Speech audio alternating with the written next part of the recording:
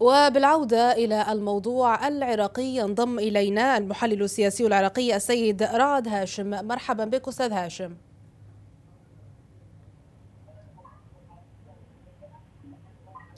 أستاذ رعد، هل تسمعني؟ أسمعك عيني، تفضلي. أهلا وسهلا بك. إذن أين تاهت معركة الموصل بعد كل هذه البروباغندا في وسائل الإعلام العربية والأجنبية من معركة الموصل؟ السؤال المطروح الآن: أين تاهت هذه المعركة وإلى أين وصلت؟ وأحييكم وأحيي متابعيكم الكرام. أهلا وسهلا بك. حقيقة يعني أتمنى تعيدي لي السؤال لأنه الصوت شوي كان مقطع. أستاذ رعد، أسألك عن معركة الموصل، إلى أين وصلت وأين تاهت؟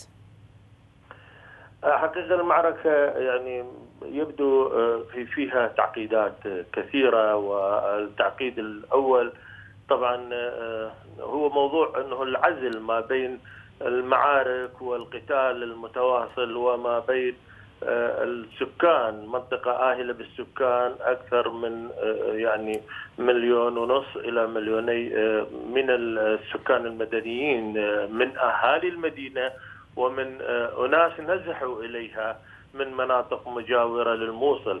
حقيقة هذا الإشكال يولد يعني حقيقة عقد كثيرة في موضوع التقدم وتحقيق أي يعني مكسب بدون خسائر. الخسائر يقع ضحيتها الأهالي، يقع ضحيتها البنى التحتية لمدينة الموصل.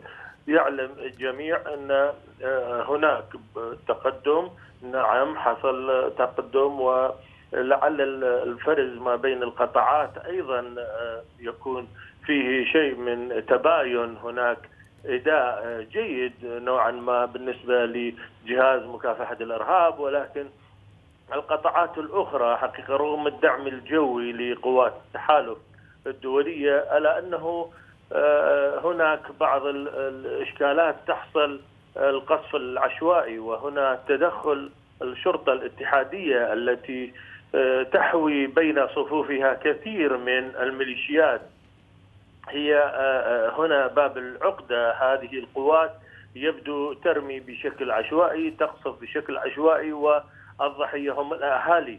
هذا من جانب. الجانب الإنساني أيضا فيه إرباكات كثيرة، كثير ما تعهدت الدول الداعمة للعراق في موضوع مكافحة الإرهاب، وكذلك الإدارات الحكومية يعني في العراق اللي مختصة في مجال الجانب الإنساني، وهي قليلة طبعا جدا، قد تبرعت وقد تعهدت كثيرا بأن تجعل من الجانب الإغاثي أجواء وردية، ولكن الذي لاحظناه أن الجانب الإغاثي ضئيل، والإداء الإغاثي والإنساني يكاد يكون شبه معدوم.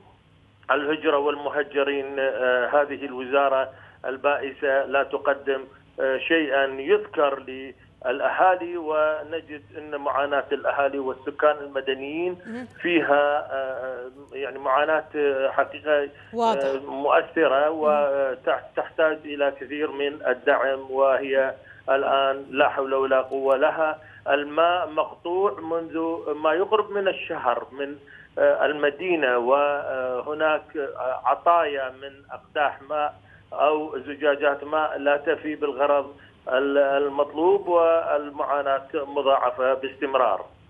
أستاذ رعد، هل ستشهد العلاقات العراقية التركية انفتاحا إثر التصريحات التركية الأخيرة بزيارة رئيس الوزراء التركي بن علي يلدرم إلى العراق؟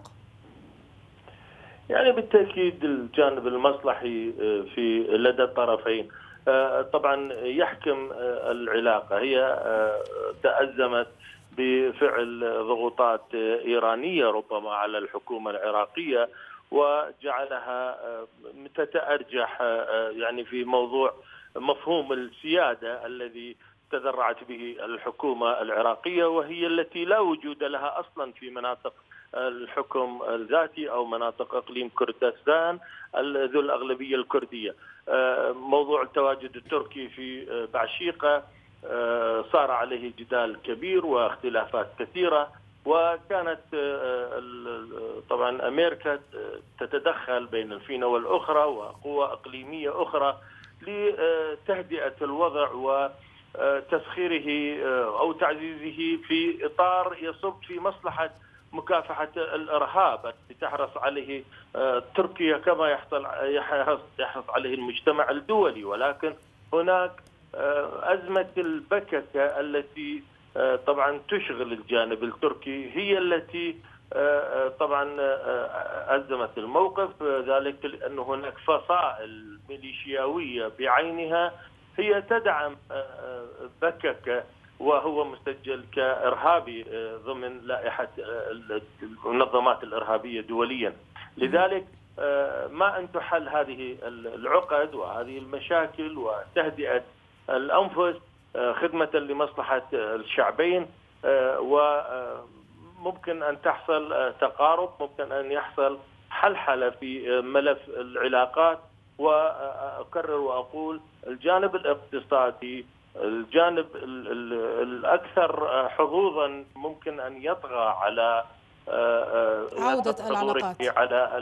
نعم، يطغى على عودة العلاقات بالتأكيد. المحلل السياسي العراقي السيد رعد هاشم، أشكرك جزيل الشكر.